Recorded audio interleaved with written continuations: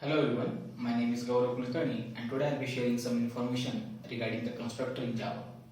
So in this video we will check what does mean by constructor, what are the types of constructor and what are the advantages of constructor also. So suppose if you are working in a company for which you have to wake up early, make your breakfast, take your bike from your garage and many more tasks you have to do also.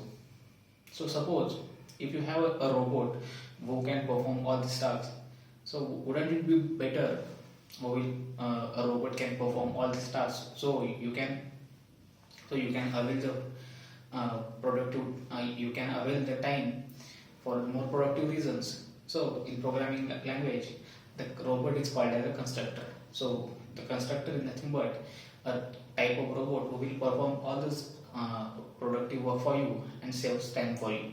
So in programming language, we can use the constructor to initialize an object. So we can say that constructor is nothing but it is type of a class which can be used to initialize the object. So every time when you create a new object, a constructor will be called.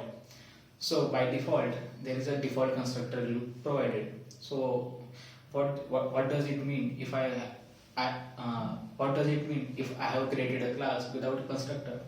So to balance the code more properly, the JVM or the compiler will insert a blank or a empty constructor inside the code. We will return the value 0. So the default value of the default constructor is 0. So to balance the code, the compiler will insert it. But what will happen when I have when I have created a class and provided a constructor having a value or having something return type? So here in this phenomena, the compiler will not insert a default constructor. So the conflicts can be avoided. So the default constructor, that means the constructor does not have any parameterized or does not have any body.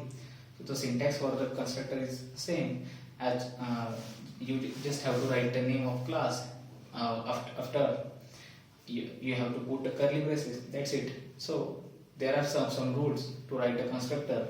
The first one and the important one is the class name you are writing and the constructor name you are creating should be the same. So the constructor can be written from the compiler. When you provide some values to the constructor, it is called as parameterized constructor. So you can define when one or more values are provided in the constructor, it is called as parameterized constructor. So the question is how many parameterized constructor can one can insert?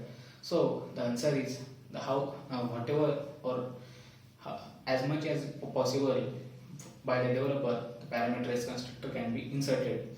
But there are few limitations or rules also. For the accessing purpose or for the execution purpose, you have to put the parameters in a different manner, so that you can write the parameters in different ways, like by putting the different types of data types, the different types of variables, or the values or the sequence provided by the parameter. So by shuffling the sequence, by giving the different types of the data types, you can execute the more and more default constructor also. So the constructor can be initialized when the new object has been created. So whenever you trying to create a new object, a default constructor can be called automatically. That's it for today. Thank you.